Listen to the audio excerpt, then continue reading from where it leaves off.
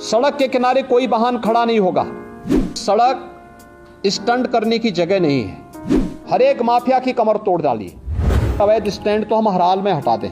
किसी भी सड़क पर, वह हाईवे हो, स्टेट हाईवे हो, एक्सप्रेसवे हो, जिला मार्ग हो, नगरीय चौराहा हो या कोई भी अन्य स्थल हो, अवैध bus stand, taxi stand, 3 wheeler stand, rickshaw stand या कोई भी इस प्रकार की अवैध गतिविधि नहीं चलनी चाहिए। अगले 24 घंटे के अंदर अवैध स्टैंड तो हम हर हाल में हटा दें। माफिया प्रवृत्ति के किसी भी व्यक्ति को किसी भी ठेका पट्टे के साथ मत जुड़ने दीजिए। एक भी माफिया जुड़ेगा, उसका पूरा गैंग फिर वहां पर अनैतिक और अवैध गतिविधियों का अड्डा बना देगा। हर एक माफिया की कमर तोड़ डाली। कोई भी अवैध और अनैतिक गतिविधि उसको मत संचालित करने दीजिए। उसकी आर्थिक स्थिति अगर मजबूत होगी तो आपका जीना हराम कर देगा। उसकी आर्थिक गतिविधि को पूरी तरह ब्लॉक कर देना। और ये जितने भी अवैध स्टैंड चल रहे हैं, डग्गा मार बसें चल रही हैं, ओवर लोडिंग के कार्य चला, इसमें माफिया ग्रुप अभी भी हावी है। इसको रोकना, हर एक हाल में रोकना। सड़क के किनारे कोई वाहन खड़ा नहीं होगा। कई किलोमीटर तक हम लोग देखते हैं ट्रक्स खड़े हैं हाईवे के किनारे। क्यों खड़े हैं? बहुत बार एक्सीडेंट के कारण भी बनते हैं ये। सड़क के किनारे कोई वाहन खड़ा नहीं होगा। नियमित पेट्रोलिंग करना, उनके लिए पार्किंग का स्पेस उपलब्ध करवाइए, अन्यथा वो सड़क पर चलते रहें। ढाबा भी अगर पार्किंग के लिए स्पेस नहीं है तो ढाबा को भी, इस प्रकार के अवैध ढाबों को भी आप सड़क के किनारे से हटाएंगे। ओवरलोडिंग को रोकने की कार्रवाई, जहां से ओवरलोडिंग हो रही है उसी केंद्र पर रोकना। ऐसा नहीं कि आप सड़क पे लेके आ रहे हैं और सड़क पर लेकर आने के बाद फिर सड़क पर अवैध रूप से जाम लग रहा है, लंबा जाम में लोगों को फंसना पड़ रहा है कि 5 टन की क्षमता है तो उसमें 15 टन नहीं जाएगा या 10 टन नहीं जाएगा। सड़कें खराब होती हैं और फिर उसके बाद जहां मर्जी आती है वहां वो अपना ट्रक और अपना वाहन खड़ा करके शेष अन्य लोगों के भी आना जाने को पूरी तरह बाधित करते हैं। सड़क स्टंट करने की जगह नहीं है। ओवर ब्रिजेज या फ्लाईओवर के ऊपर जो स्टंट होते हैं, जो युवा स्टंट कर रहे हैं अपने बाइक से, हर हाल में इसको रोकना।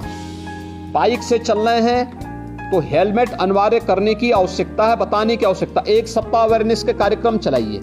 पहले अवेयरनेस और फिर अगर अवेयरनेस के बाद आपको लगता है कि अब हमें इन्फोर्समेंट की आवश्यकता होती है तो उसके बाद फिर कुछ करने की आवश्यकता है, अपनी ताकत का एहसास कराने की आवश्यकता है। कौन मौलाना हैदराबाद से बोलता है, कौन कहां से बोलता है, इसलिए बहुत चिंता मत करिए, क्योंकि बकरे की अम्मा कब तक खैर मनाएगी आप देखते रहिए। बस बहुत दिन चलेगा नहीं ये।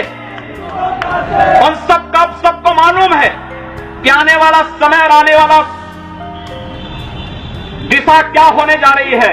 यह हिंदुत्व की सदी है और हिंदुत्व की सदी केवल भारत की नहीं, दुनिया की सदी होगी। पूरी दुनिया के अंदर हिंदुत्व का झंडा एक बार पुनः मजबूती के साथ भगवा झंडा दुनिया के अंदर कोने कोने में लहराएगा।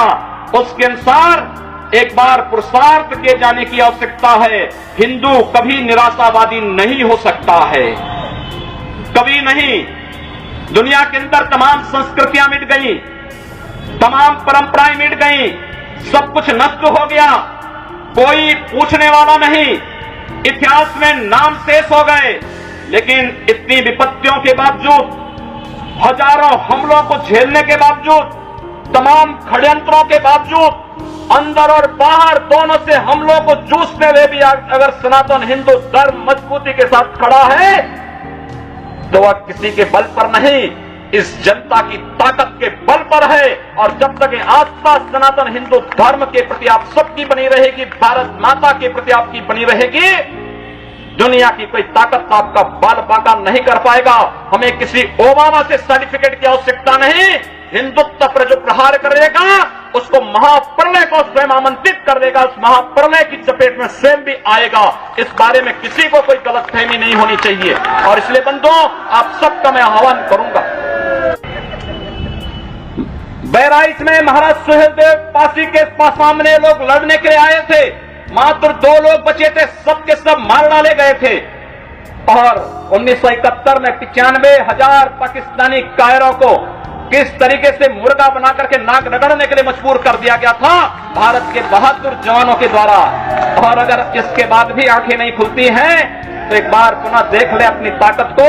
मैं तो यही कहूंगा, अंत में मुझे केवल यही कहना है कि बहुत महत्व मत दीजिए, ये हैदराबादियों को बहुत महत्व मत दीजिए, ये सब मौलानाओं को बहुत महत्व देने की आवश्यकता नहीं। दुनिया के अंदर जहां भी जाएंगे शक की निगाहों से देखे जाएंगे। भारत का संत दुनिया के अंदर कहीं भी जाता है सम्मान की निगाहों से देखा जाता है। पूरी दुनिया के अंदर जहां भी भारत की संत परंपरा जाती है। सिंगापुर में मैं गया, मैं देर में पहुंचा, जब एयरलाइंस में बैठने के लिए हुआ तो उसने मेरे कपड़े देखे और सबसे आगे की सीट में बैठे हुए लोग वो खड़े हो गए, वो मुझे बुलाने लगे कि आप आगे। मैंने कहा नहीं, मेरी सीट पीछे। कहा नहीं आप आगे बैठिए। वहां की थाईलैंड में गए, वहां की बस में आगे की 2 सीट तो केवल संतों के लिए है, यानी मुफ्त में यात्रा करिए, जितनी यात्रा कर सकते हैं। दुनिया के अंदर कहीं भी आप जाएंगे भारत की संत परंपरा का सम्मान है और भारतीय नागरिकों का सम्मान है। यह भारतीयता की देन है।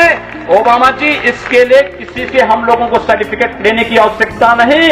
हमारा प्रमाण हमारी विरासत है, हमें जो कुछ भी मिला है वह दुनिया के सामने है। लेकिन याद रखना, अगर कोई हिंदुत्व को छेड़ेगा तो वह मानवता की बर्बादी का संदेश होगा और कुछ नहीं होगा। हिंदुत्व दुनिया के अंदर सुख और शांति का प्रतीक है और विश्व हिंदू परिषद इसका नेतृत्व कर रहा है। विश्व सुरक्षा की गारंटी हो। मैं कहता हूं भारत के मौलानाओं से और भारत के पादरियों से भी, आज ISIS नाम का एक आतंकी संगठन इराक और सीरिया के अंदर जिस निर्ममता के साथ मानवता को कुचल रहा है, वहां पर यजीदी समुदाय के साथ साथ तमाम अल्पसंख्यक समुदायों को बड़ी निर्ममता के साथ काटा जा रहा है।